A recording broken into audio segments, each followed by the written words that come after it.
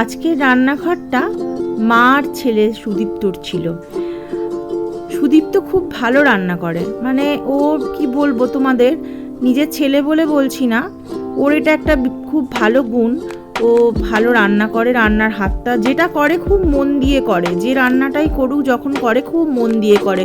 যেমন ওর হাতের বিরিয়ানি ভীষণ ভালো হয়, খুব ভালো বিরিয়ানি বানায়, সব ধরনের, পনির বিরিয়ানি, হায়দ্রাবাদি বিরিয়ানি, এমনি চিকেন বিরিয়ানি, মাটন বিরিয়ানি, যে কোনো বিরিয়ানিও খুব ভালো বানায়। ইভেন আমার জন্মদিন গেল সামনে, ওর জন্মদিনেও পনির বিরিয়ানি বানিয়েছিল, চিকেন রেজালা বানিয়েছিল, পমফ্রেট মাছের তাওয়া ফ্রাই বানিয়েছিল। আজকে চিকেন কষাটা আমি বানালাম, আর ও বানালো চিকেন বিরিয়ানি, ভীষণই ভালো বানিয়েছিল।